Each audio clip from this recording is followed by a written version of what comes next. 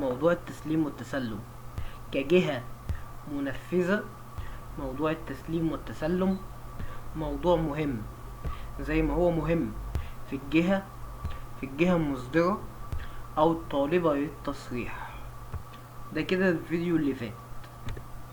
الفيديو دوت التأكد من إجراءات التسليم والتسلم بين وردتين العمل قد تم اتباعها بصورة سليمة، وإن كافة المعلومات المتعلقة بتصريح العمل التي أصدرت خلال الوردية، سواء تلك المتعلقة بالأعمال التي خلاص انتهت، أو تلك التي تخص الأعمال المراد استكمالها، تعرفوا بكل حاجة. تمام. قد تم إبلاغها للمختصين، مش أي حد، عشان ما ينساش ولا ما يقولش الموضوع مش مهم فما اديهوش أهمية. تمام. بوردية العمل المقابلة. حلو كده. تمام. تأكد من أن منطقة العمل تم إخلائها وانت بتصور. تمام. انت كفرد سيفتي تصور مكان، تمام، وبتنزله في الجروب اللي هو السايت كليرانس، ان المكان تم اخلاؤه من المعدات، تم اخلاؤه من البشر، بتنزل الكلام ده كله. تأكد من ان منطقة عمل تم اخلائها من المعدات وكافة الاشغالات بعد انتهاء العمل.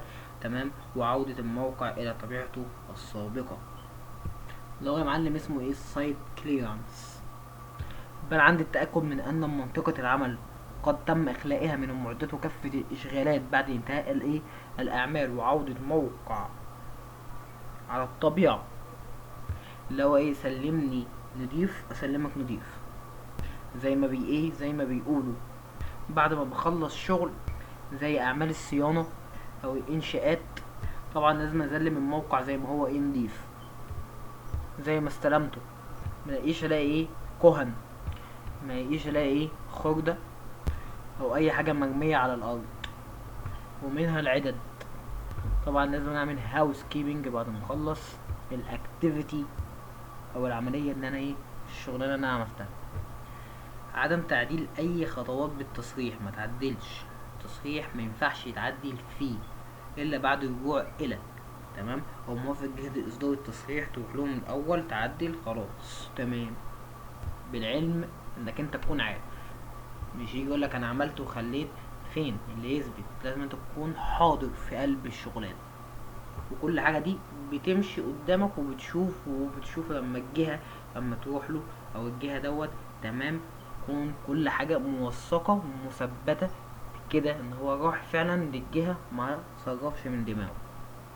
عندك دلوقتي اعلام الجهه انه المصدر التصريح عن حدوث اي تغير او تغيير ظروف العمل. يعني لو حصل اي تغيير